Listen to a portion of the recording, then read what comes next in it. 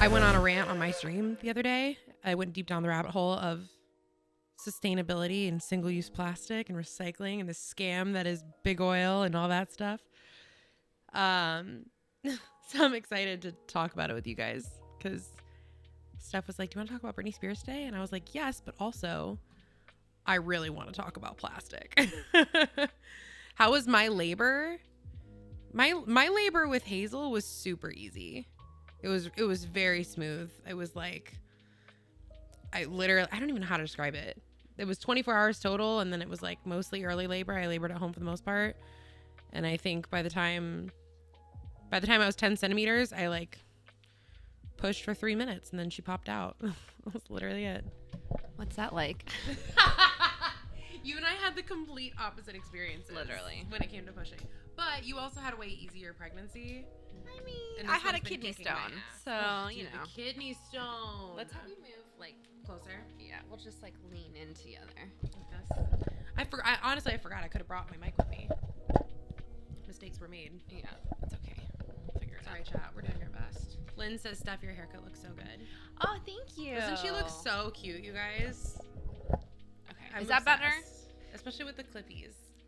So if you want to talk, if you want, just like kind of like, you don't have to like lean in, but just kind of like. Well, how does this sound, chat? With us being right here. So you want to. I just want to make sure I'm not cutting out. So you want to, when you're talking, you want to ideally be around the yellow when you're peaking.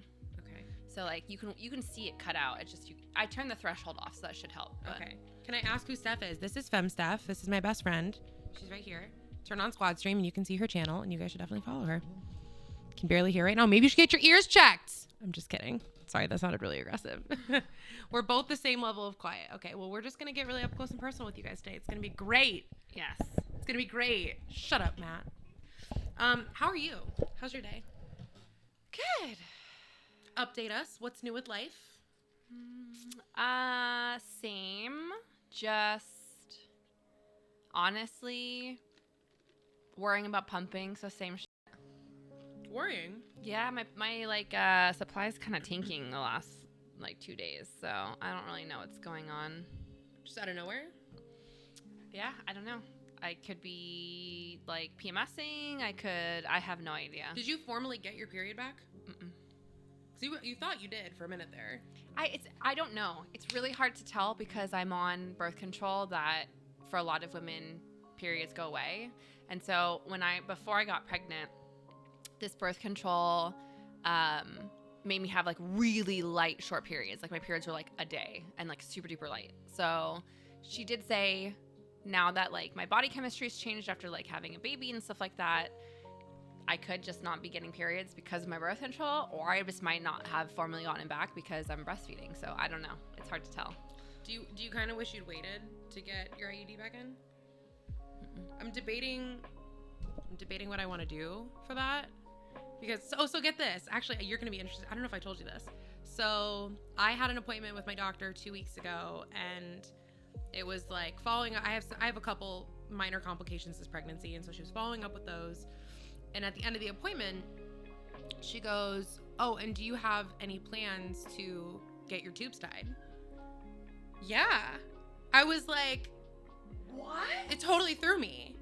I was like, I mean, no. Like, my answer is no. But she was like, okay, I was just asking because, like, if you were, we usually like to get a roll on that pretty quick. So that way afterwards we can just, like, get it done with because it's a long process. I feel like that's so, what's the word I'm looking for? I want to say caveman. There's, like, I feel like it's so, like, ancient. Like, sort of. So I was actually really I was surprised. Barbaric. Well, no. I mean, I wasn't mad actually that she asked me, and here's why.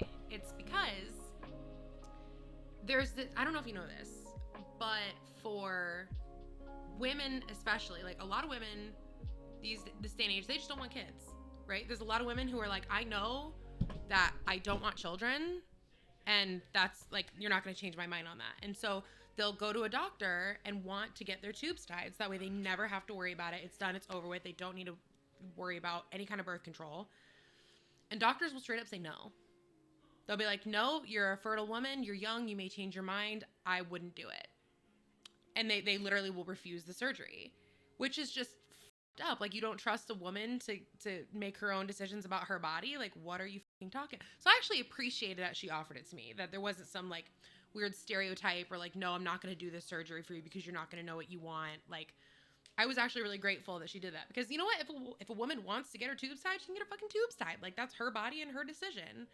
I don't think I agree. Okay, tell me why. I think that the onus for permanent birth control should be on the man, period. The what? On the man. On the no, male. You said the onus? If you're in a relationship. Oh, well, I'm not. I agree with you. That's why. But she knows you're married, right? Your doctor knows you're married. Sure. But so I mean, the fact that she would ask you instead of like putting on the table, hey, if I actually don't know if she knows I'm married. You're wearing a ring. Yeah. You know what I mean? Yeah. I mean, but then again, that doctor does not have the ability to do that. But process. She could be like, do you need a referral for your husband? I don't know. Or at least mention both. Because it is barbaric for women to get I agree. That surgery. My mom got it done. Really? And yes, and it was because they didn't really offer the alternative, and back in the day, like vasectomies were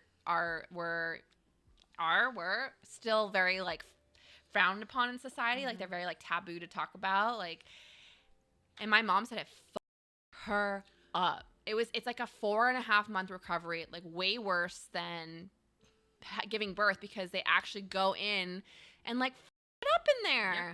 Like it's like her scar is big too. It's like they go in there and they up. So here's my take on this, because Rick and I actually got in, not a fight, but like a little tiff about this subject, because I am absolutely on board. I will never get my tubes tied. I just won't. I already have periods. I already have to get pregnant. I already have to give birth. I already have to breastfeed. I have to do, my entire body composition has to change to accommodate a growing human. I am fertile quite literally 1 day out of the month. There's 1 day, a 24-hour period where my egg is viable to be fertilized. When you factor in sperm lives for 7 days in the uterus, so technically that's a week. Men are fertile constantly. Yeah. Every single day.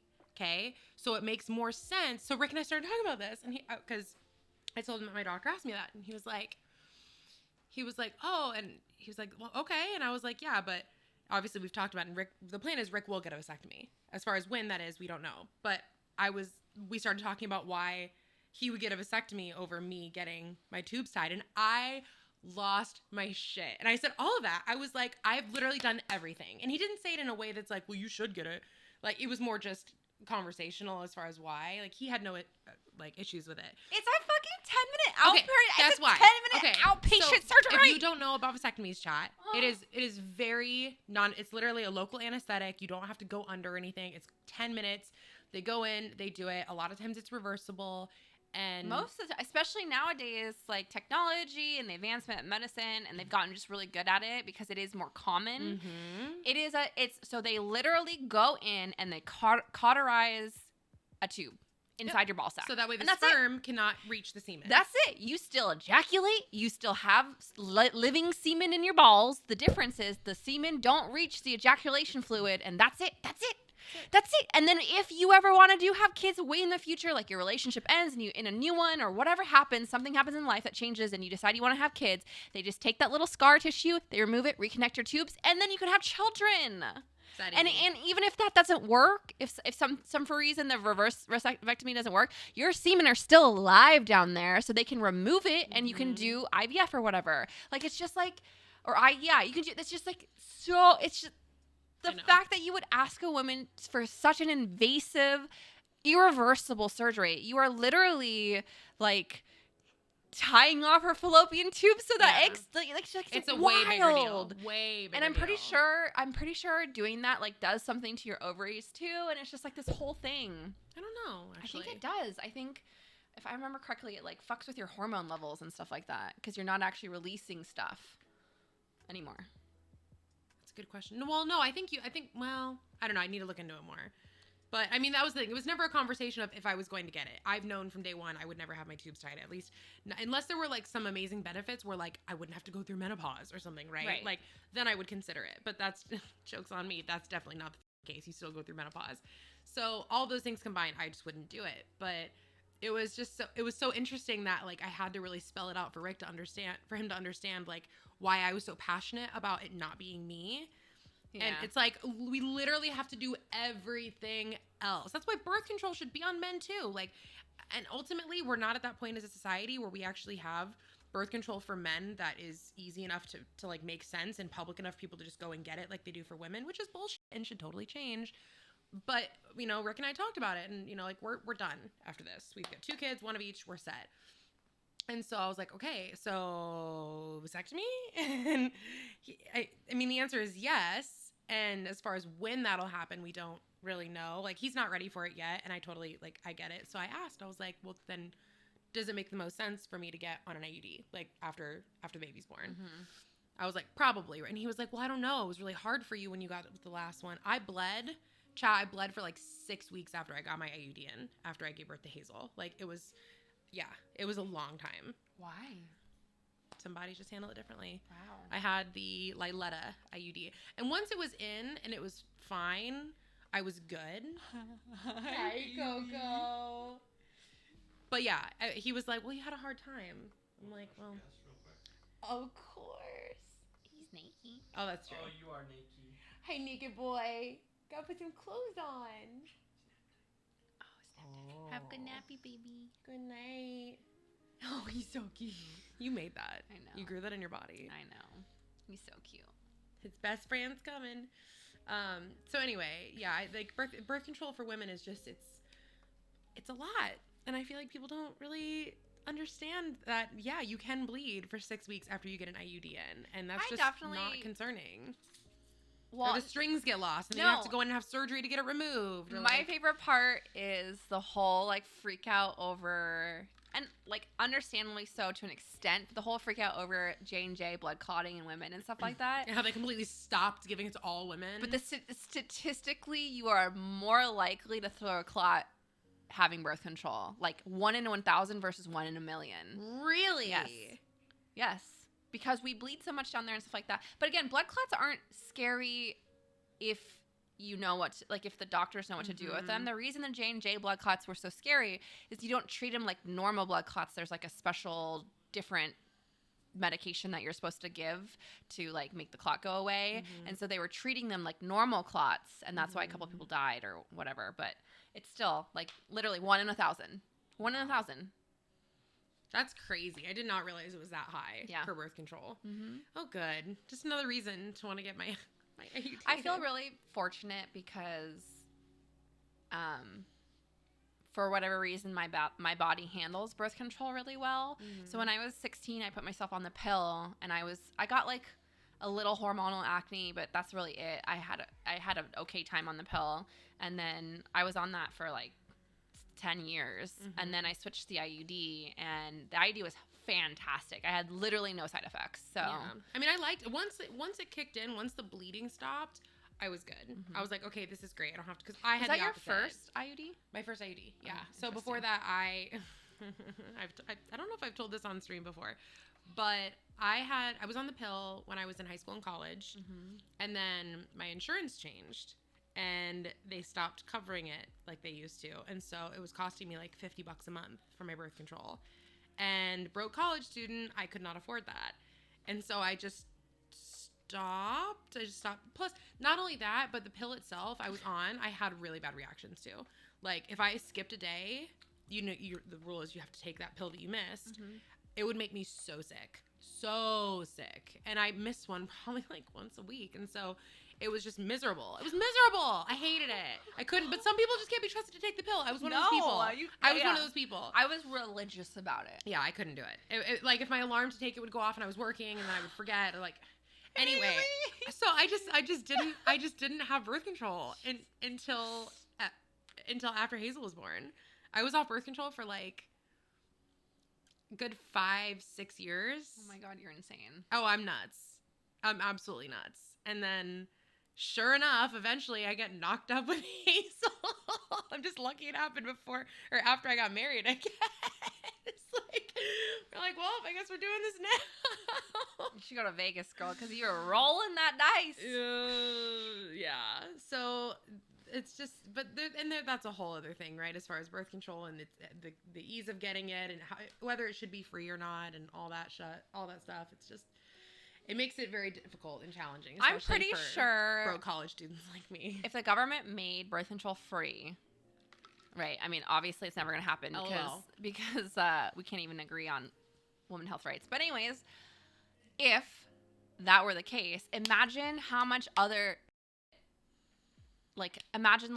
just everything else would be so much better. I know. Like if money talks for so much of these like political debates and everything like that, you would assume that thinking about it, like women being on birth control consistently would help with so much other stuff. I don't really want to get into it. But see, the other problem is that we are actually, as a society, we are not having children nearly as much as we have in the past. Oh no, it's facts. It's facts. And it's becoming like a serious issue as far as the human population over the course of the next 50 years. Like the average number of children that people are having now is like 1.2 is like the average per family household. We're already overpopulated. So how is 50 years? Because those people are going to die. The overpopulation, all the boomers, they're all going to be dead in 50 years. And so there's going to be a bunch of things that need to get done, jobs that need to be filled that we won't have the people to do it. Mind you, it's going to be great for the environment. Like less humans to do, but it's a combination of a lot of things, right? It's a combination of like, it's not easy to have children or to be a woman with children in America. It's just not, right? Like between the lack of maternity leave. I think that's globally. But especially in America. It's like there's not universal. There's places in Scandinavia that offer like years worth of paid maternity leave for mothers. Think of more rural places in like South America or Africa or something like that. I feel like they have it a little harder than we do. Absolutely, for sure. I'm saying, but like based on for our country, as educated as we are, and the circumstances that we are given, and the fact that I know if I want to have a baby or if I want to have a career, like you and I both know, we are trying to balance both, and it is hard. It is so hard. And if companies especially are not willing to offer either like paid maternity leave or universal childcare or these things that would help women to be able to do both, people are like, that, I'll pick my job. Why have I been going to college and going to grad school to work so hard and get my degree so I could have a job only to say nah and then have kids, right? So I mean, I get it. What does that say? One kid per person, but way more people than 50 years. Actually, more people being born now than then. But that's the thing. It's not one kid per person. The average of people who are having children is that number. But a lot of women are like, I wish I'd researched it before this. I've read a lot of articles on it. I'm curious because I think I can look it up. I think definitely like metropolitan educated families definitely are having 1 to 2 kids max. But I follow a lot of mommy bloggers and stuff on Instagram. There are still families in Middle America and whatever that have like 9 kids. For sure. But compared to the boomer generation where everybody had like 4 siblings. Both my parents had 4 siblings. So I'm curious what this pandemic, if it's going to change the statistics. Because I could see that. They are saying that this is a second boom in a way because people are staying home. Yep. I mean, I guess, but then again, it's harder to go out and meet people because everybody's on lockdown. Online dating's a thing now, so you have access to everyone who wants to date. But you also have to meet those people in person. Okay, but again, I get it. You're right. I don't know. We'll see. You're right. A lot is. It's crazy how like the world I feel like has changed. Like definitely like forever essentially because of the pandemic and the way that we do things. Boulder makes a good point. I am curious. I feel like almost like decreased population would be a good thing. I think for the environment. For the environment, yes. We're also automating everything now, right? Like Domino's Pizza is delivering via driverless cars now. Apparently they're doing like a test run in like certain cities and stuff like that. But I mean, like almost like daily you see articles coming out about how this is automated and that's automated and this and this shit like that. So who knows? Maybe we do need less. And now that they're talking about engineering food, Yeah. so they're saying they're creating like engineered meats and stuff like that never come from animals. Mm-hmm. They're grown in labs and they have the same nutritional value as regular meat and stuff like that. It's really interesting. It's definitely going to be a very different world in the next like 20, 30 years, I feel. Which I feel like is a good segue into our discussion today too. True. It is. So yeah. this is a Haley passion Of the last 3 days. project. Of the last 72 hours. So the TL, but you can talk about this too, because you do things that contribute to this as well, as far as like the paper towels. I feel like and all I'm that. mindful, but I haven't like fully hopped on the train. Right. Me and me either. I would like to get to that point. So, okay, so rewind. Chat. I was streaming the other day and some of my chat started talking to me about, somehow we got on the topic of recycling and how, do you know only 10% of plastic is actually recyclable? I didn't know that. That's crazy to me. I was of the belief that if it's plastic, you can recycle it. That's just not fucking true. And the way that I got down this rabbit hole was, did you hear about that big expose with ExxonMobil? Mm-mm. Okay, so this head guy over at Exxon was secretly recorded thinking he was in a job interview on Zoom, when in reality it was a journalist. And he just exposed everything, talked about how they've been going out of their way to fight the rules on climate change, to like negate it, how he has calls once a week with Democratic Senator Joe Manchin, how he's got a whole list of politicians in the pocket of Exxon, like where they're just literally funneling US dollars into these people's pockets to hold up policies that would otherwise pass. Like basically just blowing up all of this stuff that we've always suspected, but there's never been like hardcore proof of it, right? And idiot. it's been everywhere. It's been I'm like, everywhere. one, I'm really glad he was exposed, but two, like, you have to be such a boomer not to understand what's happening on Zoom. You know, like that's such and he was so smug about it. Like if you watch the interview, he's so smug, and he's like, yeah, I mean, we do all this, like, and you know, it's like, or how like Forever Chemicals. Do you know what those are? I don't know if you've heard. I hadn't heard of them until I watched this interview, but basically, it's a chemical that is produced in oil that literally never disintegrates into the atmosphere. Like it never goes away. It's always there. That's why they call it that. And they've never formally admitted this, but Exxon actually creates this chemical.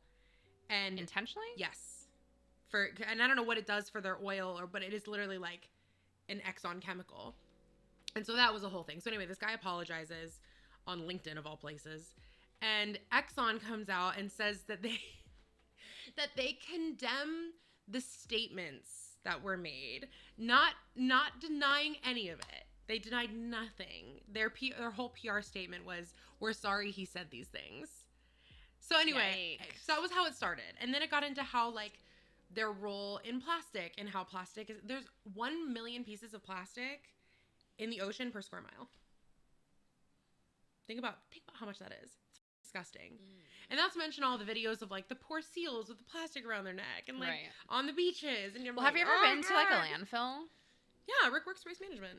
They're terrifying. Oh yeah, landfills are terrifying. It's just miles and miles and miles and miles of junk that's never gonna go anywhere. Well, that's not necessarily true. Some of it, because the way, I'd have to ask Rick for like the details on it, but the way that they bury it is in a way that it's never going to be seen. It's not like it's exposed to the elements or anything, and they purposely put it in places that it's not going to leak into the water or anything like that. Yeah, you know, it's still there. Some of it is compostable, but for the most part, for yes, the most you're right. part. And so I started learning about this, and what's crazy is, let me see your empty Starbucks cup. I don't know if there's a symbol on this or not. There should be. So it's hard to see. There's symbols on the bottom of it's a recycle symbol. It's not. That's the thing. So I can't see it because there's still liquid in here. Can I see it on mine? In fact, I know I can because I checked earlier. Or like any other plastic bottle that you have in here, anything? There's a 5. A 5. Okay. That is not recyclable. It's a B and a 5.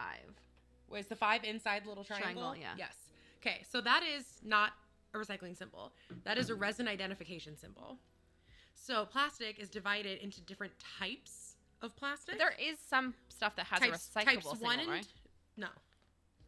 Types 1 and 2 are designed. I think that's glass. No.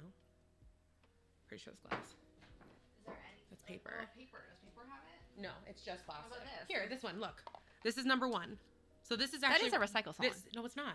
With the things. I know. It's meant. They designed it to make you think that it's a recycle symbol. That's what they make you think. What does a cycle symbol look like? It is. No, look. Do recycle symbol versus resin identification. Images. I mean, but it's a triangle with arrows. That's the point. They do that to make you think. Like this has it. I know. They all have it. It's like part of it. You have to have it if you're making plastic. Okay. So 1 is recyclable? 1 and 2 are curbside recyclable. So like 3 and 4. Putting in my trash. Yes. My blue trash can. You can take this when it's empty and go put it in your recycling bin, and they will take it away and recycle it. Okay. There's, I think, 7 types. Oh, 3 and 4 are not curbside recyclable. So you have to take it to a recycling center? There's locations like Safeway, for instance. There's a lot of Safeways that do it, where you can take the ones that are not curbside recyclable and bring them to a proper location where, yes, they will recycle it the way that they're supposed to. But the problem is that, let's say this is a number 5 and you can't recycle it, but you don't know that. So you put it in your recycling bin like most people do. They take it to the recycling facility, sort it, and they can't recycle it. So they have to dispose of it somehow. And so they do one of a number of things. Either they throw it in the garbage, right, and they put it in the landfill, or a lot of these places will often export their recycling to other countries if they don't have a way to properly dispose of it. Out. And so that's where you see countries like the Philippines who are like, hey, if you pay us X amount of dollars, we'll take it. Out. Sorry, Sol. Oh my gosh. And then there's no way of saying how they handle it. Out. Bye, Sullivan. Poor pup.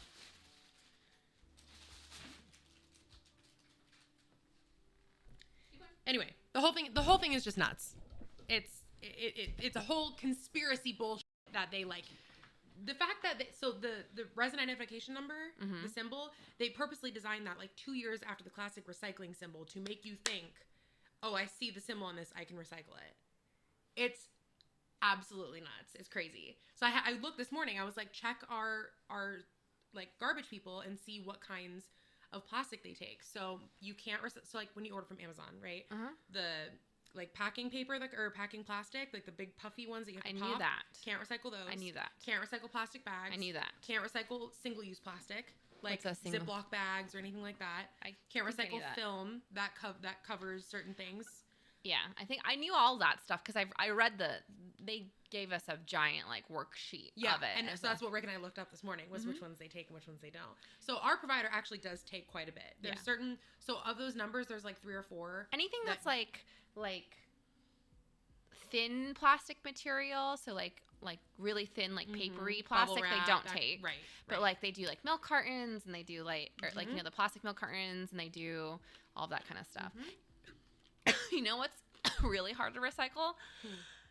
Styrofoam. I do. Styrofoam's really hard to recycle. We didn't get our thing picked up last week because we had styrofoam in there. So you have to take it to a styrofoam specific recycling plant. So again, our provider, they have a big. I know this because we still have like 4 million boxes from when we moved. We've been going to the recycling center to get rid of them. When you go in, they have bins specific for different types, and they do have one for styrofoam. But when styrofoam goes in the landfill, it never, never, and most people just throw away their styrofoam because from what I understand, because I did a lot of research when we were at our old house getting a ton of packages, we had so much styrofoam. And so we were like, we don't know what to do with it. Most like major waste management companies don't take styrofoam because it costs so much to actually like do something with it. Yep. So you have to load that in your car and drive it out to a plant that will actually recycle it. And most people are too lazy to do it, so it just ends up in the landfill. Yep. And that never goes away. Yep, that's exactly right. It is so frustrating. And just watching these and mainly just like it was frustration at myself because I've been so ignorant. Like, I had no idea. This was stuff I truly had no idea about until I started learning about it from just various YouTube videos and climate change activists, and like just taking the time to learn. And oh yeah, about who came up with the carbon footprint. You've heard the term carbon footprint. You know who invented that term? Big oil. BP. They literally, because their whole mentality of like their PR method is to make it seem like you can make a difference, right? You can choose to not use single-use plastic. You can choose to do this. When in reality, what's going to stop the issue is Congress going in and saying we need to ban plastic. Yeah. And there's already, oh my God, did you know there's a ban in our country against a plastic ban? They preemptively passed legislation to banning plastic. Sick. I'm telling you, they're all in each other's pockets. Of course. I think the two major monsters in our country are oil and pharmaceuticals. 1,000%. That's period. 1,000%. And then, so just learning about this. Oh, and the same guy in the interview, he talks about how Exxon, their whole thing is like, oh yeah, we totally agree. Like, we're on board with the idea of like not doing things with like natural gases and not contributing to climate change and all this shit. And he literally goes, we only say that in PR because we know Congress will never pass anything to actually make it happen. He literally says that. He's like, that is the reason we say it, is because we know it will never pass. And I'm just like, what? It just makes me so angry. Yeah. And so, like, he's right. Ultimately, what needs to change is we do need to ban plastic. We need to have these companies who should not be able to do this shit. But then I'm like, all right, well, that's never going to happen because the people who can change it are being paid by big oil. But then, not like, change but it. here's the thing: people like to pretend that they're environmentally conscious and stuff like that. But then you see states like California and whatever pass laws where California passed a law where you can't use single-use plastics in grocery stores anymore. All their bags are paper bags for a while, and they banned plastic straws, and they banned this and that and the other. But like, there was like this moment I remember like 2-3 years ago where everyone was like, look at me, I'm bringing my metal straw to Starbucks and I'm using my silicone straw, blah, blah. And then that just like it just died out because here's the thing, paper straws are annoying. They get soggy and they're gross. They break. And paper straws kind of suck. So then people just stop caring. And all of a sudden I see, like, even at Starbucks, right? They were like, look, we're not doing straws anymore. We're doing lids like that. But you can, straws all the time. Straws. They still everywhere. Everywhere. So it's just like, I don't know. So like, and that's the thing, right? So that's why I was like, okay, well, what can I do aside from scream into the ether about it? Like, I can choose to not use single-use plastic. And I was so mad at myself, Steph, because I feel like I just bought Ziploc bags and paper towels and garbage bags and like all this stuff that is plastic. I'm like, oh my God. But like, okay, well, it can just live in my pantry and that's where it'll live. And I won't throw it out into the environment, and or maybe I'll donate it or like find someone who needs it. And I will buy silicone bags, and I will buy reusable grocery bags and produce bags. And that will be my way of contributing. And so I want to go back to what you said right when we started talking about this, is it's not impossible, but it is unfair to expect everybody to be like, the second they learn about it, fully on board, plastic free, get rid of everything, eco-friendly, like 100% we love the environment, sustainability, right? That's a big ask because it's everywhere. We use plastic, like literally if we count on the surface of your desk how much plastic there is, even just like in your monitors and your mouse and in this, like there's plastic everywhere. And so starting small is still starting, right? And you're still doing something. And so that was why I texted you about paper towels, because I knew you used papaya. Right? Okay, my thought is I'm always like, it's like using just like a regular towel. That would annoy me. Tell me about it. It was actually, funny enough, it was an Instagram ad that I came across. Okay. But I was already conscious of it because when you have a baby, you're very conscious about like bacteria spread and cross contamination and using like clean stuff to clean your baby bottles and stuff like that all the time. So, you know, I'm pumping, which means I'm going through like 25 bottles a day. And so I stick them in the dishwasher and, you know, sanitize them. And in the morning, they still have like condensation inside the actual bottle because bottles don't fully dry in the dishwasher. So we were using a lot of paper towels to dry them off. And just anything that involves my baby, right? Instead of using a dishcloth or whatever, we would use paper towels because it's single use, and we know that it's not dirty, there's no bacteria on it. So, because that's the thing about sponges and towels is they are a breeding ground for bacteria. So we were like being very conscious about that, but then we were going through like 5 rolls of paper towels like every 2 weeks, and it was just like, okay, we're using way too many paper towels. So what do we do? So I saw this as an Instagram ad and I got really curious about it. And so I started doing research on it, and it's this. So when they're dry, they're like, it feels like cardboard. Really? Yes. So when they're bone dry, they're like stiff cardboard material. Mm-hmm. And then you get them wet and they're this really nice, like super absorbent. Mm-hmm. Towel?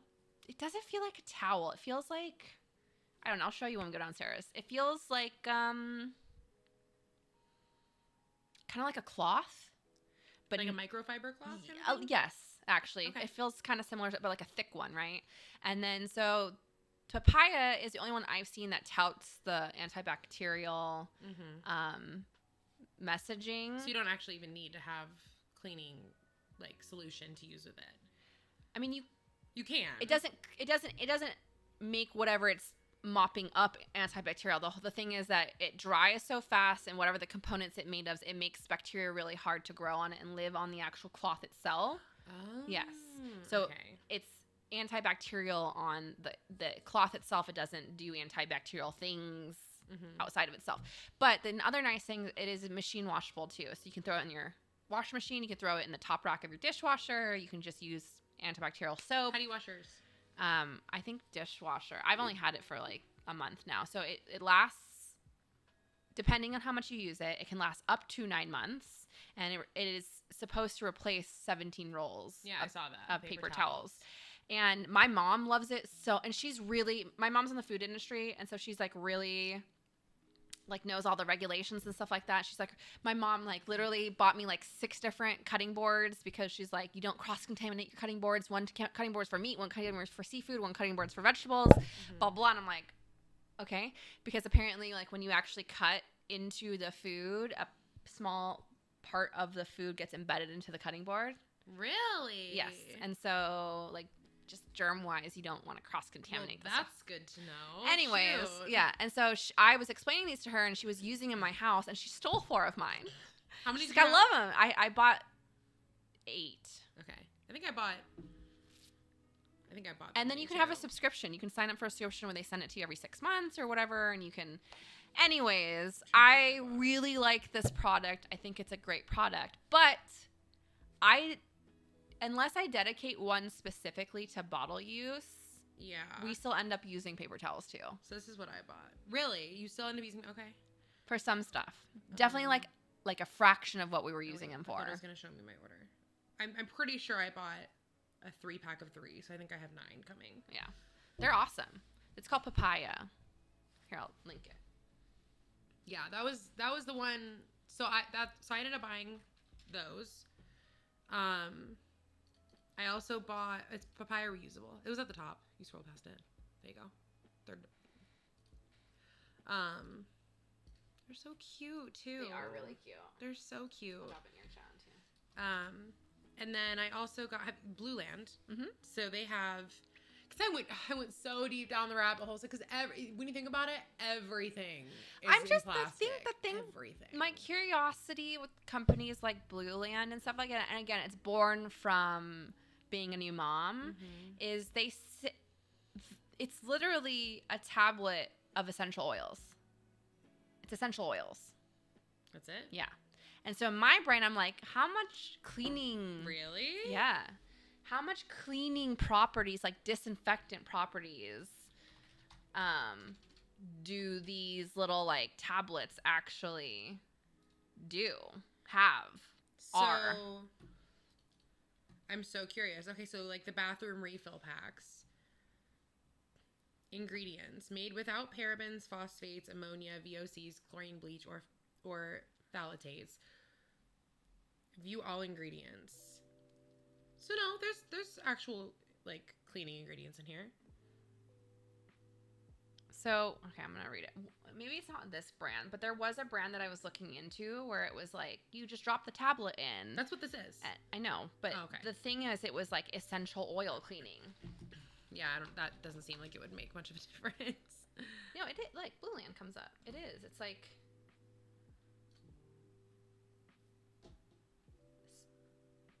And apparently, but like, I want to know if it disinfects. Like, my thing is I need to kill germs in my house. I have a baby. You know what I mean?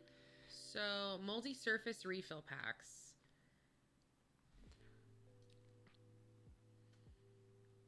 I mean, I imagine so. Like, that's the whole point. Like, it's a multi-surface disinfectant. Our products. Right? Now you got me concerned. I bought it. It's too late. Multi-surface starter set. No, see, are your products disinfecting and antibacterial? No. That's why I decided not to buy this. We do not formulate with the biocides that are often included in antibacterial products because biocides do not meet our standards for health and safety. We strive to make our products optimal for effectiveness as well as human and environmental health. So it fights like grease and grime and stuff like that. It'll clean, but it won't disinfect. Huh. Interesting. Yeah. I'm pretty sure that's why I shied away from it. Like, I love the philosophy of it. Love the bottles. I love glassware and all that stuff. But at the end of the day, my kids, spreading germs around. I cook on the, like, you cut chicken on the counter. You want to spray your counter. You want to disinfect it. That makes sense. So, yeah. I don't know. Granted, so Blue Land has actual cleaner products on its products depending on what. Yeah, okay. So it just depends. It depends on what you're doing. But yeah, if I get like, but see, that's the thing. I don't usually get stuff like chicken grease. So, see, it says it helps wash away viruses, but it's not. They can't, because they're not using those specific chemicals that actually kill viruses. They can't be called disinfecting. Says, while we don't use antibacterial agents, there are several studies that show non-antibacterial hand soaps are effective at removing germs. We do include I don't have my glasses on, that reduce surface tension to effectively lift up bacteria and viruses from skin to easily wash them away. And you can read about proper hand washing from the World Health Organization. So it's like a workaround. It's like, yeah.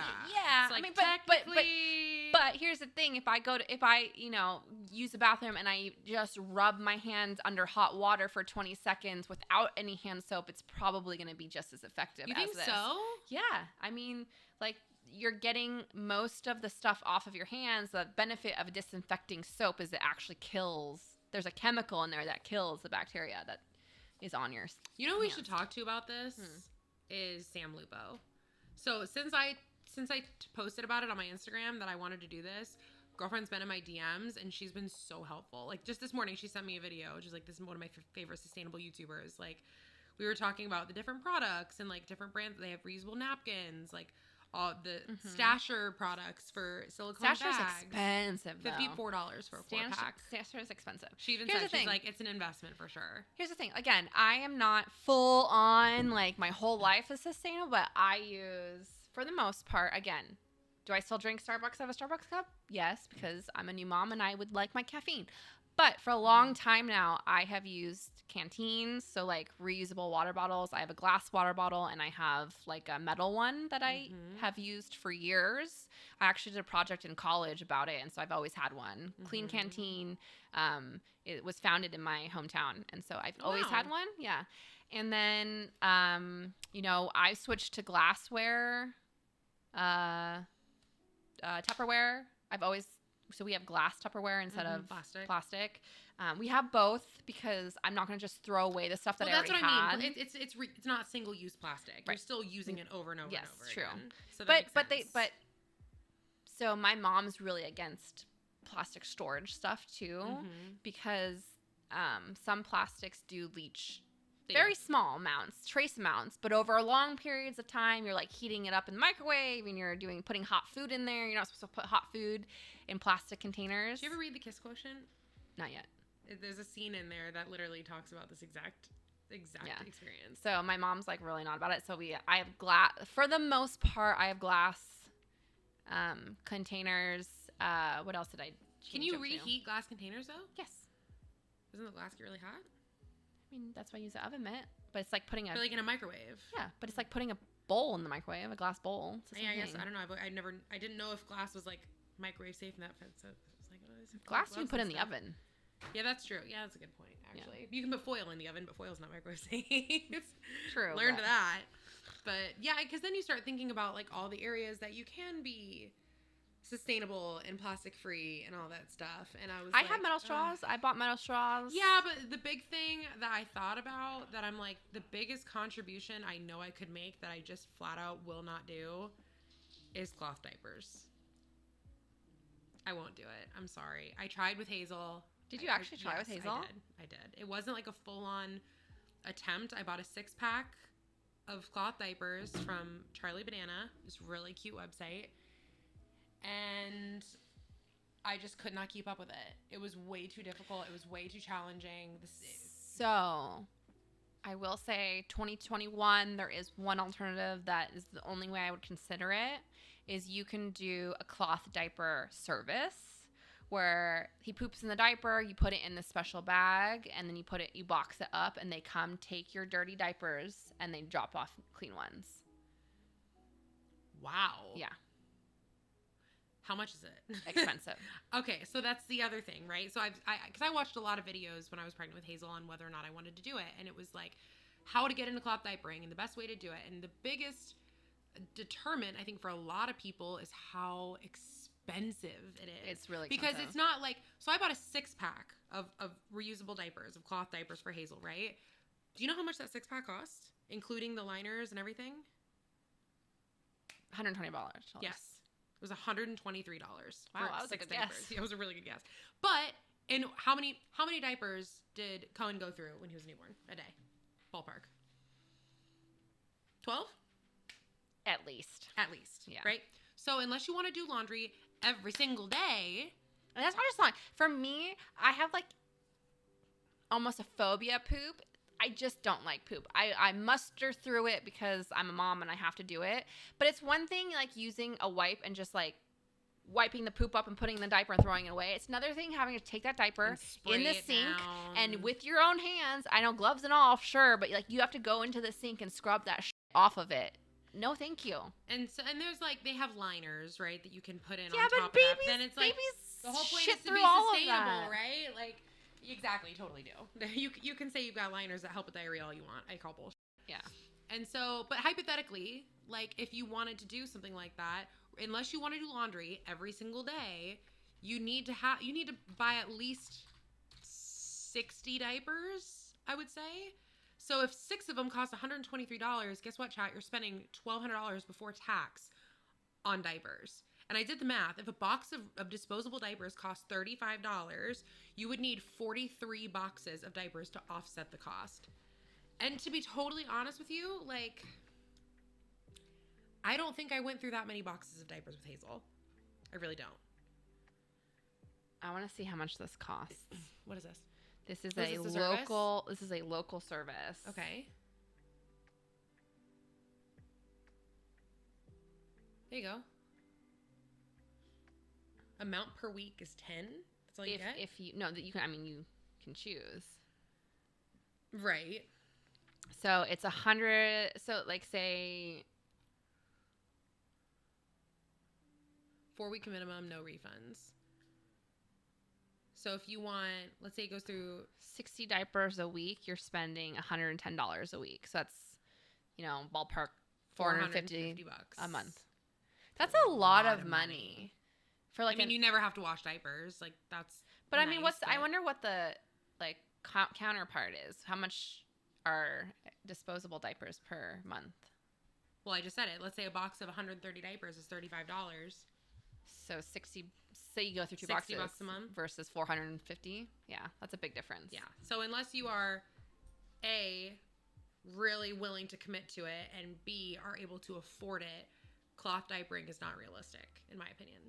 I would love for it to be more realistic. I wish it weren't so expensive because I think more people would do it. Because diapers are a huge contributor that's to 60 diapers per week, right?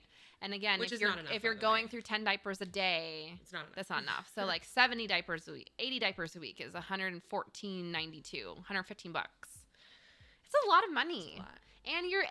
Well, I guess this is a service. So they like I said, they come in.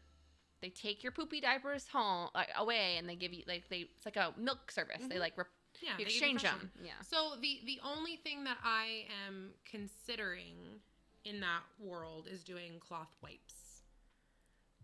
I'm thinking about it because I know you have your wipe warmer. I would do it for pee. Sure, no problem. There's a lot of, but I use one wipe for a pee, right? Mm-hmm. It's poop diapers that are the problem. Right now, my kid's it's everywhere, right?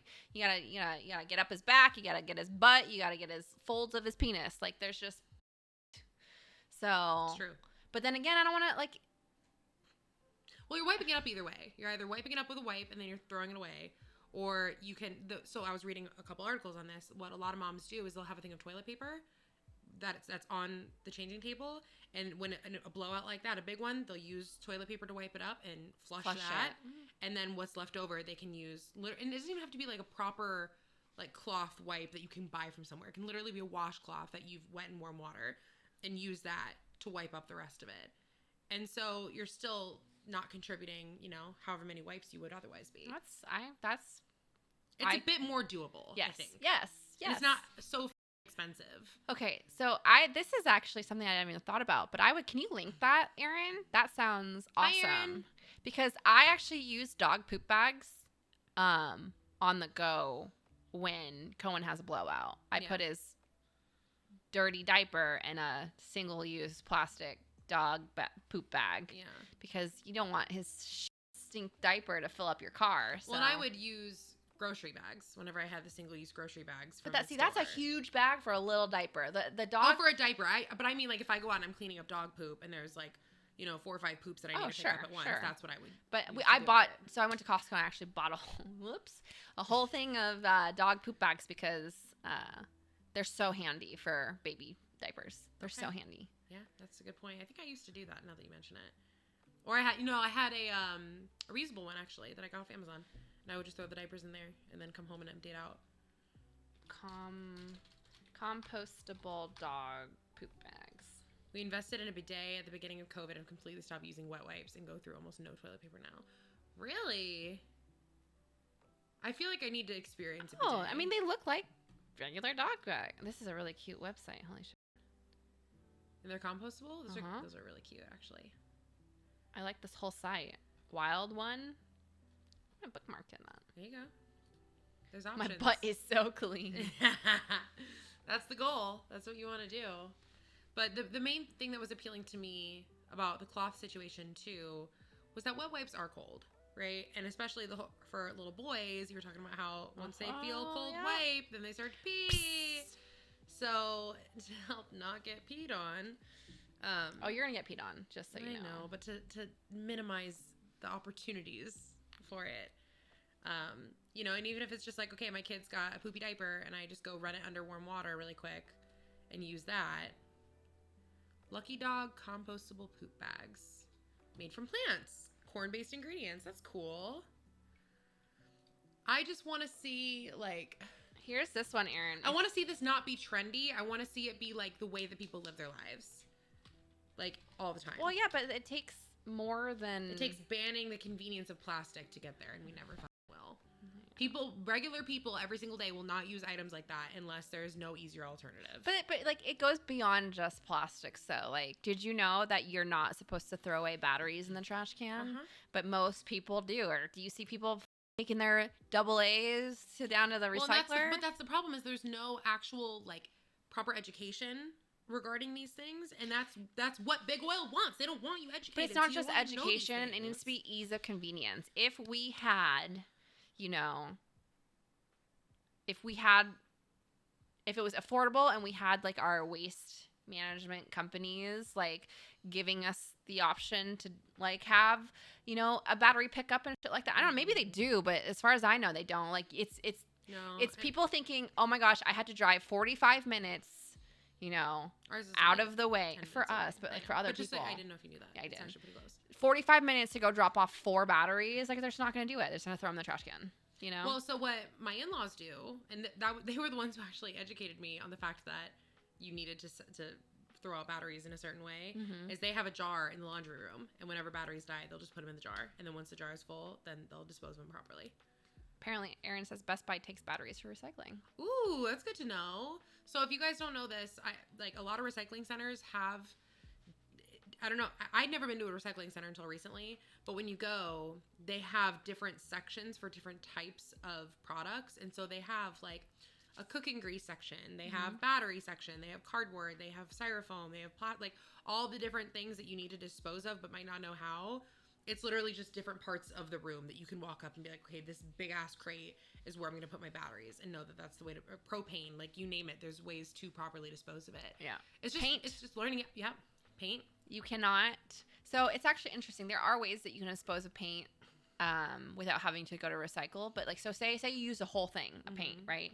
If you leave the lid off and you let the paint completely dry. Then you can throw it away and recycle it on your own. But if you have paint in there, you have to take it to a recycler. That makes sense. Yeah. Yeah, I do get that.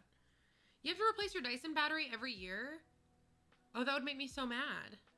I hope I don't have to do that. In front entryway of Best Buy, they have a recycling center for batteries, cell phones, and electronics. Sorry, I love my Dyson. It's one of my favorite products. I don't want to have to get a new battery for it. But a lot of people just don't know any better. Yeah. And that's the biggest issue is like, until we can take the time to, one, invest in better recycling, and so that way we can take more of these things at curbside recycling centers, or just in general, oh, I have batteries, like, until these waste companies are able to make it so that way you can recycle those things, or until we find easier ways of doing it, people just don't care. They don't care about what they can't see. And a lot of this stuff is not like in front of your face visible, like, hey, this is happening. Unless you're like me and you go on YouTube and you watch a lot of these.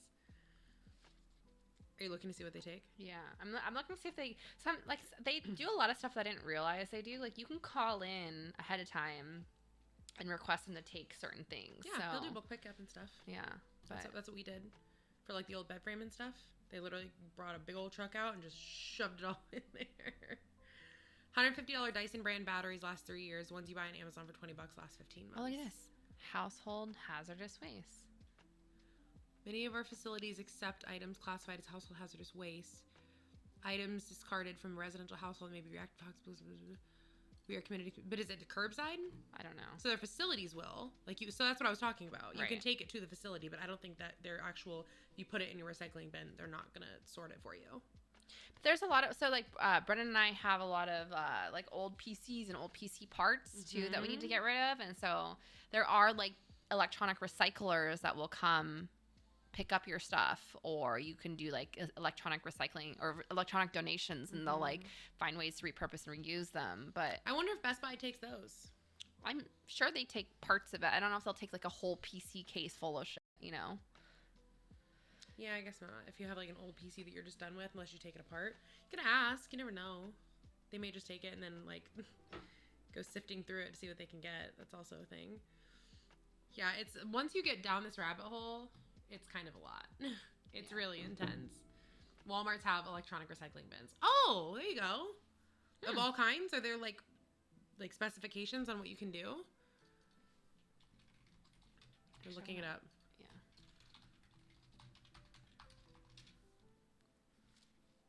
That's probably not what you need to look up. You're like buying one. Like maybe Walmart electronic recycling? Walmart Sustainability Hub was right below that. Yep. Oh, wow. It's like a whole ass playbook of all the stuff that they're doing for recycling. Hold on, let me look it up.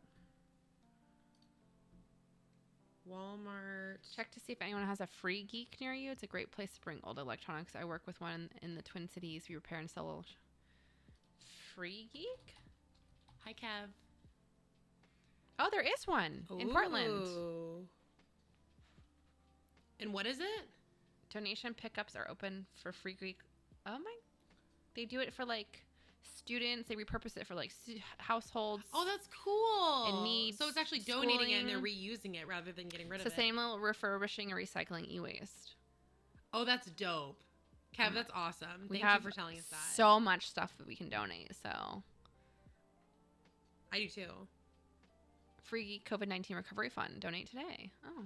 Ooh. Students and families urgently need services more than ever. We put community first, providing 850 computers to students and families. That's cool. Cool. Oh, Walmart actually pays you. They give you money for recycling things? Their C exchange green policy. And so basically you can turn in your stuff and they'll give you cash. Like MP3 players, cell phones. Yeah, you can go to plasticfilmrecycling.org. Yep. And you can Google your zip code, or you can search your zip code. That's how I found that. So this website. Grocery stores, Walmart, Kohl's, Lowe's, Target, they all have plastic film recycling options. So this is Walmart offers a program to its members for the free trade-in or recycling of working or non-working e-readers, tablets, cell phones, digital cameras, camcorders, game systems, MP3 players, car audio players, GPS navigators, and car amplifiers. So it doesn't look like they take PC items. Consumers may use an online calculator to determine the trade-in value of their electronic equipment. Once the trade-in value has been confirmed, the consumer will receive a Walmart cash card for the determined value. If the electronic equipment has no trade-in value, it will be recycled. There you go. So if it's something that people can reuse, then you can actually make a little bit of money on it. So that's an option. But a lot of the stuff that we have is like some of it can, but a lot of it is like so old that a lot of it just doesn't even work, right? But this is good because in my garage, they have like boxes of old PC stuff that is just, we just never use anymore. So that's a good way to like, you know, get rid of it in a sustainable, because we're not doing it to make money. You're doing it to get rid of it in a way that is good for the environment. Instead of just throwing it away. Yeah, man, that's the thing. It's so easy to throw it away. It's so easy to throw garbage away. It's not as easy to take the time and figure out how to do it properly. So that's what I've been spending the last few days is just trying to like educate myself on the best ways to do things. So that way I know for long term, and like looking into our waste service provider and seeing what stuff they take and what they don't take. And I feel like anyone can do that if they care enough. So like, yeah, my chat was like listening to me scream about this for 3 hours on stream the other day. I was. Yeah, that's good. But it's good because we're spreading the word, right? And people are learning. And so it's not just you and me. I learned that there's biodegradable poop bags. That's awesome. I feel like there's biodegradable everything at this point, right? I don't know of everything, but I think there's a lot of options for sure. There's a lot of options. So I'm curious now about the Blue Land stuff, since it's not antibacterial. I'll have to update you when I get it to let you know how I like it.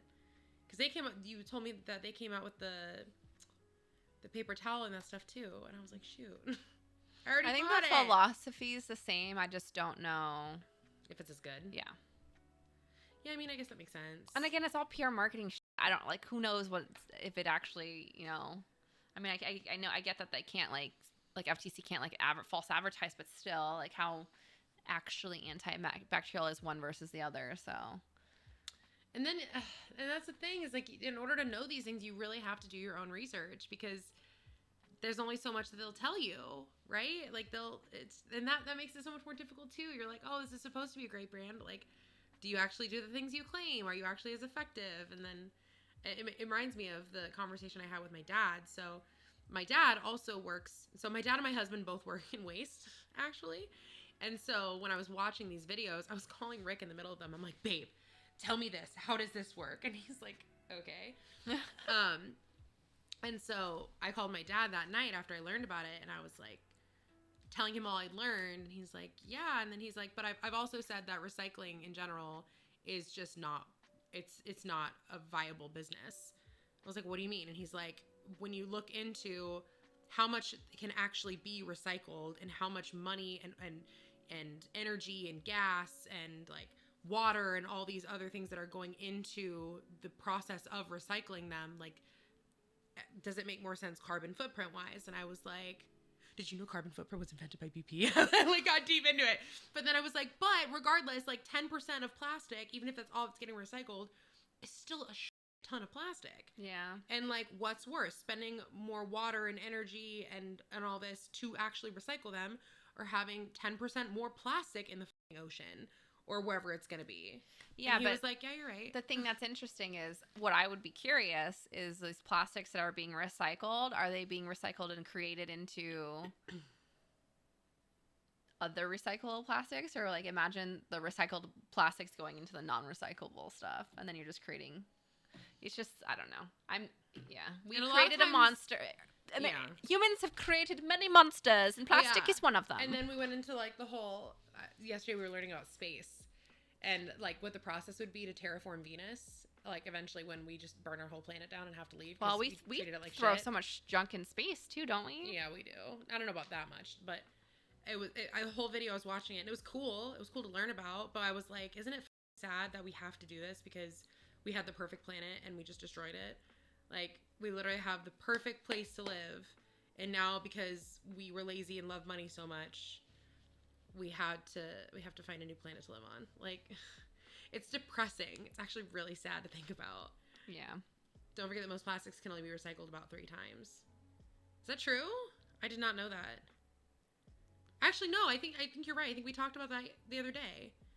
About how there's only so much you can do, and like if you can't reuse certain plastics if they have like cracks or if they have like dents in them, and it's crazy. There's so much that I didn't know. Clearly, we don't love money enough. Otherwise, we'd have more green capitalist companies coming up with the solutions you can buy, like Tesla. That's not really the point. The point is that, from my perspective, if there is a big oil company like Exxon, and it says, "Hey, if you don't change your shit, we literally won't have a planet to inhabit in the next 50 years," and they say, "Yeah, but I could make a lot of money in that 50 years," and they choose to make that money instead of worrying about their kids or their grandkids and the planet that they're going to live on because they're going to be dead, and who cares once you're dead? Like, that's what I mean by when I say like money is the controlling aspect of that. It's very disappointing. Yeah. Elon Musk is doing more to solve global warming than 100 of your overpriced windmills. Are you an Elon Musk fanboy, Anon? How do you feel about Elon Musk? I feel like people either like stan him or they just hate him. I think like everyone else, there's good and bad that comes with a lot of what he does, but it's just funny that he mentions Elon Musk. And they add new plastic to get around it. Oh, yeah, that's right. A lot of when there's damaged plastic, they add more plastic to make it whole. So there's plastic involved in the recycling of plastic. Oh, it's so frustrating. Elon Musk is a supervillain, says Beansicle. What? I'm reading this conversation this person's having with himself.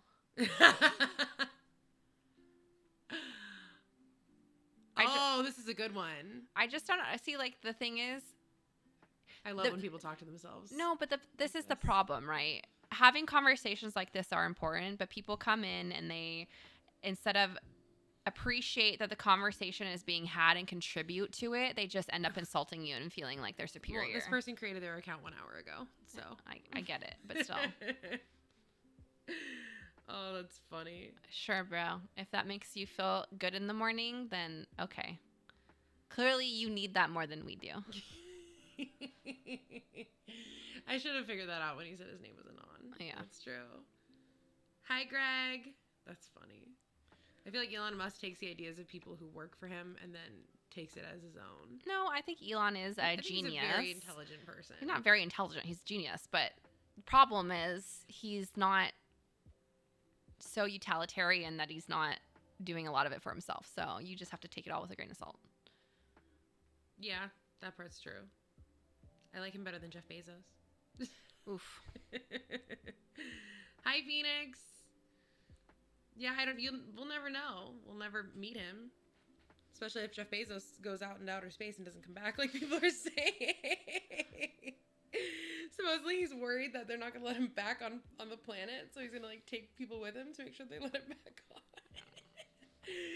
The internet's a funny place. It is funny. It's a funny place. Jupiter's the best options. I'll get into which planet we're going to inhabit. Yeah, that video, you should watch it. Which one? The one how to terraform Venus. It's like an actual, like... Your son is waking up. He's been awake. We try to do this thing where we don't run in there and... That he's used to just chilling by himself. Yeah. See, he's not fussing. He's just chilling. He's just hanging out with his little lammy. Mm-hmm. He's the best. He was mad at me this morning. Did he yell at you? Well, I came in and he was like super happy to see me, all smiles, and was like trying to come say hi. And then he had this moment where he stared at me for a good 10 seconds and then he just started screaming. I was like, come on, I'm sorry. I can leave. Coco does have a lammy. Yeah. Kevin, so the whole point was that they had a whole plan on how to cool down Venus and how to depressurize the atmosphere. And it involved using very large mirrors. Wow. Is Venus closer than Mars? Is that why it's even that considered? And the fact that it's also a lot bigger than Mars is. Let's f*** up another big planet. I know, right? If Venus was like the optimal in 300 years, we could potentially make it inhabitable if humanity ends up like becoming more advanced and we actually put the effort and time and money into doing so. It's all just like what ifs, but it was pretty the whole thing. I was like, wow, this seems like a lot of work. Maybe we should just not kill the planet we're on. Okay, I don't think what you realize, Anon, is that we don't give a shit what your opinion is. And if you want to come into a stream and just insult us by calling us basic white girls, we don't really give a shit what you have to say, okay? We're having a conversation with people that it's not like we have 5,000 viewers. We have 100 viewers. It's not like, you know what I mean? We're having a conversation with our community because we're interested in this stuff and we want to have, you know, feedback from the chat and just to create opportunities to converse about it. And you're in here mightier than thou thinking that we're just like stupid as f-. So if you want to have that vibe where you just come in and shit on people and insult them for being curious about a topic, then, you know, maybe you shouldn't be here. Can I ban him? I know. Like the fact that you can't even do this on your main, you have to create a fucking burner account to talk shit on the internet. I think that speaks volumes. All right, bro. If I'm right, I'm right. I'm talking in an internet chat and you guys are just basic white. I'm not even white, you fucking dumbass. That's the best part. I know, right? That's the best part. Oh, I love it. Oh, it was like when Linda accused Rick of having white privilege. And Rick was like, you know, I'm Hispanic, right? No, it's like that fucking internet person that was like, but you're white passing, so. Yeah. Imagine. I don't even know, dude. The funny thing is you're coming in here trying to laugh at us, but the reality is we're laughing at you, sweetheart. Poor baby. I know. Do you think he's just downstairs in his mom's basement with some No, I think the saddest part is that we've seen it so many times. I think he is like a intelligent person, I don't but know if I'd go that far. I think he has interest in topics like this. I don't think he's like a mouth breather. I think he has enough intelligence to have some sort of opinion on the topic, but instead of actually being interested in having a conversation about it, he gets his rocks off on just shitting on people because, you know, sadly he didn't get enough hugs and kisses as a kid. So poor guy. That's so sad. Yeah, you know, it happens, right? It surprised absolutely no one. On his main, he's probably a fanboy too. Aaron. It's entirely possible. He needs a kiss. Brennan will give you a kiss. That's true. Which sources are you regurgitating from? It's just people who like to just get attention. But again, the point is he could come in here and be like, hey, actually, statistically speaking, da da da da da, here's my source, here's stuff that you should consider, like here are some great resources to learn more about this. But no, his rocks is creating an anonymous account that he created an hour ago to come in and just like talk shit. It's not about the actual topic at hand. He just wants to sound superior, and his whole, what is it? It's woman shaming. His whole thing is to come in here and try and make us feel like shit instead of actually seemingly being interested in contributing to the topic, right? Because he's all knowing, right? He knows so much more about us, more about this topic than we do, because we're just regurgitating mainstream facts, blah, blah, blah. Well, then let's see it. Come on, bring your shit to the table. I struggle with people like that because it's like one or the other, right? Like, luckily I don't get a lot of trolls in my chat, but it's like, do you just ban them and move on and just ignore them because they're clearly looking for attention? Or by ignoring them, are you allowing the behavior to persist and not addressing it? They're just going to go do it somewhere else. Like, which one is it? I pick and choose my battles, and it really depends on my mood. Sometimes I just don't want to deal with it, and I'll ban it. Other times, and here's the thing. I've had a lot of trolls come around who, again, their initial intention is just to be a dickhead, but then you like have this conversation with him, and like he's witty. There's some moments where you're like, okay, he's like a witty person, and this is like him getting entertainment value out of it. And if you address it and you have the conversation with it, they sometimes end up turning a corner, and they're like, oh, okay, you're actually funny, and this was like an interesting conversation, and they'll stop trolling you specifically. But you're right, they'll just go do another chat. So I don't know. Sometimes I feel like ignoring it or banning it, just, you know, you're basically brushing it off onto someone else. Yeah, that's the issue, is like, but then again, we're not his mom. It's not our job to teach people the appropriate behavior, especially on the internet. Like, yeah, that's not our job. We're not your moms. We're everyone else's mom. We're Twitch chat's moms, except for the trolls. As a streamer, I would ban them. I don't have time for the desire to deal with stupid. That's kind of how I am usually. Typically, I'm just like, yeah, you have a really bad take. But then again, like this guy, there is, to me, entertainment value of the whole, like, everyone here has the same standpoint as we do. We're all rolling our eyes at this person, like reading their stuff, and in agreeance, we're like, okay, this is fucking stupid, and he's being, you know, this way for attention. So to me, it's interesting because I like seeing the perspective of everyone else in chat too. And when you do see other people in chat stand up for stuff like this, it gives me hope that they'll do that in other chats too, right? It's kind of like seeing the good in humanity when someone comes and be like an asshole. Yeah, no, you're right. It does depend on the context, for sure. Hi, Mighty. Mighty, we miss you, my dude. I hope work is good today.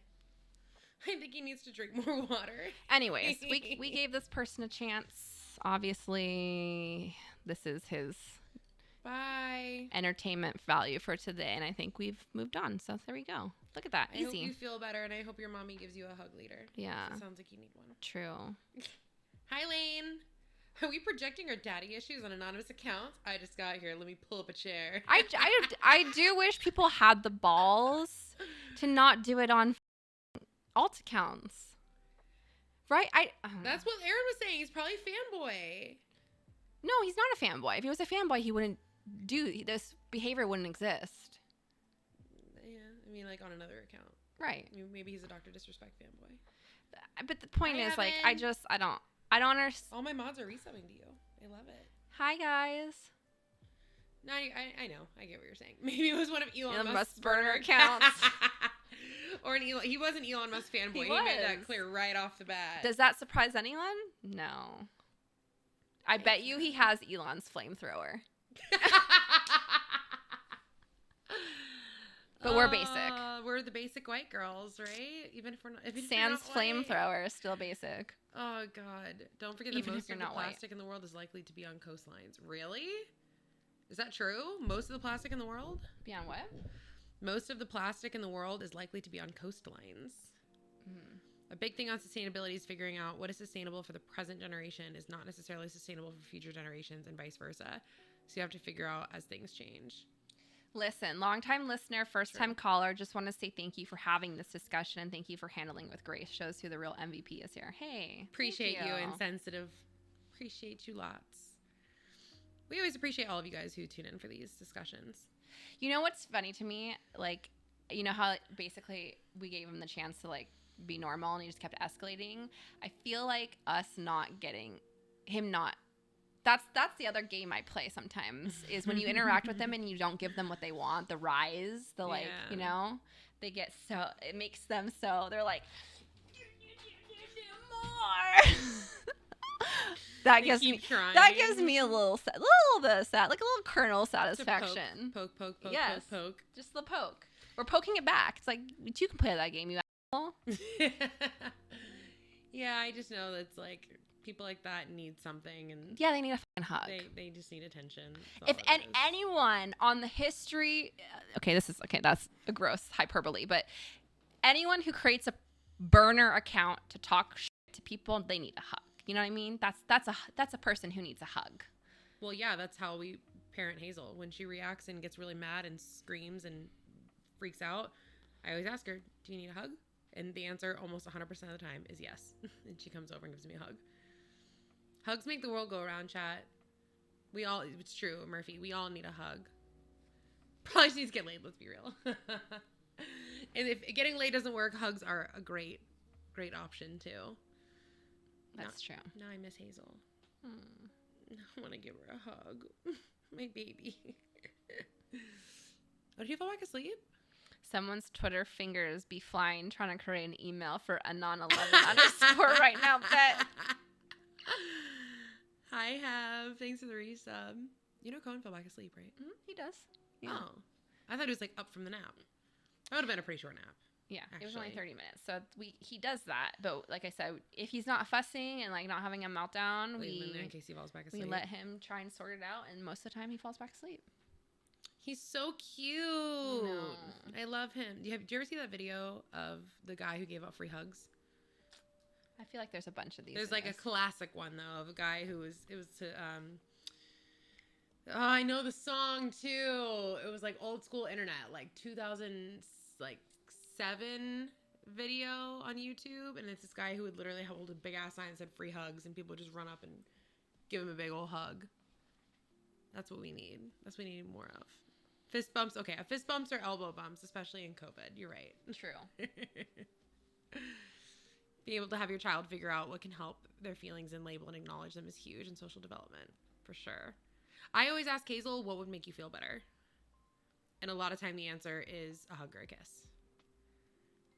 Like she usually will be able to tell me and identify what it is that will make her feel better. And if she really thinks about it, she can dig deep down into it. 7 hugs a day humans need. Is that a real statistic? I'm going to Google it right now.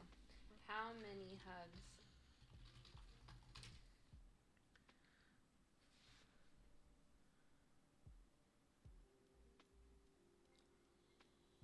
What is that? Healthline.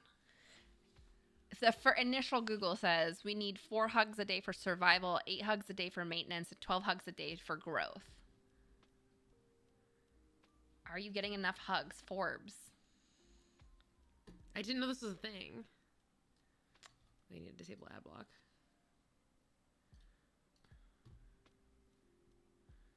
Strengthens your immune system and balances your body. I did know that one. Hugs increase your feelings for safety, increase your feelings of belonging, increase your feelings of matter, self-esteem, being seen, and self-love. Hug and or sleep with your pet. It's not the same as hugging a human, but it's still contact with other living things, so go for it. I know hugs immediately release like oxytocin in your brain. And oxytocin is proven to reduce your blood pressure and cholesterol and all this good stuff. I'm sure that's part of the reason that babies need so many hugs too, right? I'm behind if it's 4 hugs a day. Same. I always tell Rick, I'm like, babe, give me a hug. But Hazel gives me a lot of hugs too, so I get a lot from her. So book club is still a thing. Was it last? Was it our last? 2 weeks ago, we talked about this sponsor that we had called Literati. It's a really great book club service if you're interested in it. The book that we were But here's the thing. You guys need to yell at Haley because Haley's the one reading books in this relationship. Hey, no. I have a small child and reading is very difficult for me. But Haley has been reading nonstop. So I've been trying. I pitched Stefan an idea for a book club the other day, y'all. Don't say I'm not attempting. I can't. I know. I'm not gonna make a promise that I can't keep. Like, I can't. You shouldn't. I totally get it. I can't read. Steph is too busy watching Pretty Little Liars. It's true. I started watching it as a meme and now I'm hooked. That's It's the most. funny. Can we talk about it for a second? This show is the most bonker, batshit crazy, absurd, like so unrealistic, so frustrating. They do the dumb, like so stupid, but I just can't get enough of it. It's so stupid. You get a big kick? He's right like his favorite spot is right here. And so when he kicks me or stretches, it just presses right against my side. Yeah, my kid had a favorite spot in uterus. Yes. My doctor said he's head down and his butt's up here and his legs are over here. And he just Last night I read full psycho. In 5 years. The book I'm reading right now is called The Flat Share by Beth O'Leary, and I can't put it down. Oh, I've seen this book. I think this book's on Book Talk. Probably. I've seen it on Barnes & Noble table. So for book club chat, my idea was starting like a Patreon type thing for it, where we could actually have what? Oh, there it is. Yep. I knew it. I knew that would happen. Yep. Where it's basically like a place where we can all like have a book to read, you know, like once a month or whatever, but also talk about what we're reading and also just like give updates on various book related topics, like bookshelves, book nooks, that kind of stuff. That was my idea, but realistically it would only make sense if we had like a solid core group of people who would be interested in doing it, because it would be a lot of upkeep and a lot of maintenance to like post on there pretty frequently. But I love it. I mean, I had to read a couple books for work, and so now I'm back on reading for leisure, and it feels very nice to be back into it. So, what? Oh, is that about me? Yes. Is it about the baby shower? Yes. Steph is planning my baby shower, in case you guys didn't know. Co-planning. I would say her and Lexi are throwing my baby Lexi's the shower. director, and I'm the associate director. And I'm not allowed to see certain things, apparently. Well, you don't want to see it. I know I want to don't. see Lexi just baited me. She texted me last night. We had a good laugh about that. Oh, about how something arrived. She wouldn't tell me what it was. Stop smiling. I want to know. No. I want to know. You don't get to know. I know I don't, but so if you guys didn't know, my baby shower and Hazel's birthday party are next weekend. And Rick's birthday is tomorrow. So there's lots of birthdays. My birthday's her birthday's like 3 weeks. Yeah. Couple weeks. Not even 3 weeks. 24th, right? Mm-hmm. Yeah. It's like, and Alyssa's birthday was yesterday. Like, everyone's birthday is in July. Everybody's a Cancer. It's great. I am a Leo. Everybody but Steph is a Cancer. First day of Leo. If that doesn't describe my personality, I don't know what does. Yeah. So I'm a Cancer Leo cusp. Murphy, what a weird thing to say. That's such a bad take. You don't even know what they have planned, and you're already telling her what to do and what not to do. Last I checked, it's my baby shower. I think baby shower games are fun. If it's like, what a blanket statement. What a statement. My rules, my way or the highway. Yeah, that's weird. Just silly. But yeah, so that's gonna be fun, and I'm very excited to see whatever you come up with. I mean, regardless of what happens, it's just fun to see friends and family. Exactly. That's why I'm so excited. Celebrate you and the BB. Who's gonna be here in like 5 minutes. I know. I'm gonna try and work on the nursery today before I have to go get Hazel. That's my plan. I have to get her at 3 though, so we should probably wrap soon if I'm gonna get anything done. Did I tell you that they finally came to pick up the box? They gave us a box that wasn't ours. They finally came to pick it up, and Rick gave them the wrong box. He gave them a box first. Rick. And I literally asked him. I was like, Did you give him the right box? And he goes, of course I did. What are you talking about? It was the one right in the front, right? And I was like, are you getting it back? Yeah, he's coming back to bring the one that So bring the wrong you're one giving back. someone else's stuff back, but has someone else given you your shit back? He's bringing it back to us tomorrow, and we are giving him the correct No, box. but I'm saying like the stuff that we're missing. Yes. No. So I just never. So they're gonna hopefully write. You know, someone got a free box of your shit and they're like, ooh, goody, and they just kept it. And so they were like, did you get a box that's not yours? And they're like, no. So it makes me so angry. My entire mug collection. I had like 50 mugs. All gone. My Strange the Dreamer mug is gone. I'm pissed. I'm salty. Hit up Lainey and be like, hey, best friend. any extra mugs? Hey, bestie. Now that we're like BFFs now. I love that. It's the best. Whenever she comes out with her secret book, we have to have her on the podcast. Hopefully she'll come. Oh, I think she will. PR stuff for authors, they love that. So I will cross my fingers. How thirsty are you? Look, there's mugs for different occasions. There's like, but not even that. Christmas Mugs are one of those coffee things mugs. that's really easy to collect, like for like a tchotchke. Like you go on a vacation and you get like a mug from wherever you're visiting, or you know, stuff like that. That's what a lot of mine were. Or like my stepmom got me one for Christmas one year that had like pictures of all of our family and all of our dogs and all that. That's like, cute. that's not something I can just go to Target and Or replace. and like I like getting mugs that are like words of affirmation from someone that you care about, so that like every morning you wake up and you have your coffee and it's like you're loved or whatever, you know. Okay, 50 might exaggerate. Okay, I would say 30 to 35. It's still a lot of It's mugs. a lot of mugs. I think we have like 10 mugs, and that's a lot. Really? More mugs than I need. Yeah. I love the big ones too, like the really big mugs, oversized. My mom. Oh my God, I have this like hair that's like. Is it like stuck to your eyeball? Yeah, I don't know where it is, but it's like tickling me. I think it's like caught in my clip at a weird angle. Yeah. Well, I think this was good. We banned some trolls. We had good talks about how plastic sucks. Your baby's still sleeping. I know. This is a solid podcast. I just, you know. What?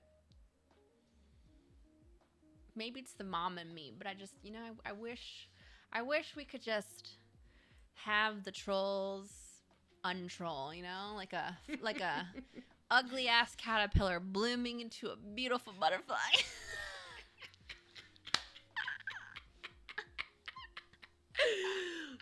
That metaphor. Thank you for that. You know, just a little metamorphosis in their life, you know? That's all. Yeah, that's all I need.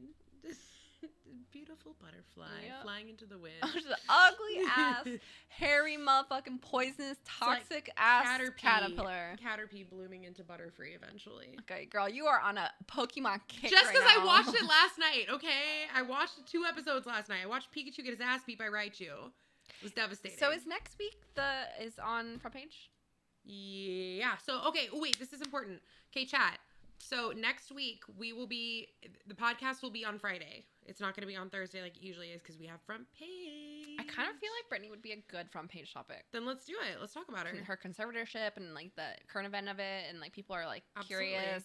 I'll have to watch her documentary before next Friday then. I will send it to you. You should watch the documentary and you should listen to her statement in court. Both of them are huge. How long is the court statement? 40 minutes? I wonder if we could take sound bites. No, it's less than that. I lied. I think it's 25 minutes. I wonder if there's like key sound bites that we can play on. I'm sure we could mark the times. Like I can go back and rewatch it too and mark the moments that are like really big. Yeah. But yeah, we can definitely talk about that. So next Friday, the 16th, it's going to be at 10 a.m. will be the start time of the podcast. And then the following Saturday, the 31st, we are also on the front page. So come through and come support because it's going to be really good. And hopefully we'll make new friends and not trolls. But unless you want to turn into a beautiful butterfly. Beautiful butterfly. Then let me be a part of that journey in your life. Yes, 10 a.m. Pacific time. So an hour and a half earlier than we started today will be the start time. Yeah. So, oh my God, what the why did you get so many trolls in your chat? I guarantee it's the same person. You think so? Yeah. That account's been around for 7 years. Oh, maybe not. I don't know. Yeah. First time chatter though, so I never Unless take that those. was like their legit. Yeah, I never do. How do you get your thing to show first time chatter? It's Mine a doesn't. option in your Extensions. Yeah, it's a no. It's not Like setting. Setting. Yeah. I need to turn it on. It's his main. Stop. You think so? You think so? I hope. Oh, I hope it is. Oh, I hope so. That's amazing. That's I hope amazing. it is. It's his main. 1 follower. Sick. All the hugs, dude. I hope you're getting at least 4 All hugs the a day. hugs. So many hugs. 4 a day. League of Legends test. You would be a league streamer. Of course. I mean, like, come on. Of course. Who's surprised? The No breeding one. ground of toxicity. Everyone's favorite game. I don't know how Vern plays that game so much. I'll never understand it. Or Rick, for that matter. He was trolling me the other day. He's like, I'm going to go play League, right? League. I'm going to play Jinx. I was like, okay, have fun. Cannot read a word you're typing right now. You know who's also really needs to get his prescription updated is Brennan. Really? Blind. I ordered my new. I got my I'll be prescription like updated. this, like from you to here, and he'll be like, I can't see that with his glasses on. I'm like, bro, come on. Yeah, Rick's contacts just got delivered. Actually, I have to go pick them up, and then mine got in the mail next week. They've been shipped out, so I won't be blind for much longer because I hate contacts. I love my contacts. Yeah, I just. I'm also blinder than a bat without them, so. It's just I feel like my eyes dry out by like 4 or 5 p.m. with contacts in. I don't. And then I end up switching to switching my glasses anyway. All right, my love. I say we wrap it. This was good. Yeah. Thanks for chilling, chat. Thank you, chat. Thanks for hanging out with us. We love you. We do love you. See ya next week, next Friday, 10 a.m. Pacific time. We'll talk about Britney Spears and why we should free her. Yes. And fuck her conservatorship and fuck her dad. Yes. Because we hate him. If you guys don't already follow both of us, we are on a squad stream right now. So if you're from one or the other, you can go say hey. Twitch.tv/HayliNick. Twitch.tv/Femstuff. On all socials. Call to action. Follow us on Instagram. Call to action. Follow us on Instagram. Twitter is also like, good, comment, save our posts. Did you guys know that Instagram's algorithm weighs saving posts the highest? So if you think Colin or me or Haley look really cute, or Hazel or Rick, just save that little post onto your thing. No, just because you love us.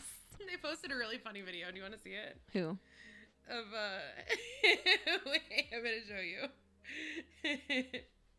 Oh, I saw that. I watched this. You watched it? Yeah. It's a parasite. It's gonna pop out of you any second. Rick is convinced that I'm growing a parasite. I'm like, it's only your son. I was It's fine. convinced I was growing a parasite. So You're not wrong. All right, chat. We Love you you very much. Have a wonderful Thursday. go enjoy being basic and white. Just like us, basic white girls. Even if you're not white, you are today. So congratulations. Everyone's white. Go today. buy non-single-use plastics. Yes. Go buy reusable. Compostable dog poop bags, reusable paper towels. We love silicone Rocks. stashables, even though they're so expensive. They're so expensive. They're so expensive. Go be good for the environment. Glass bottles, reusable, everything. Reduce and reuse. Ayo. Love you guys. Bye. Bye.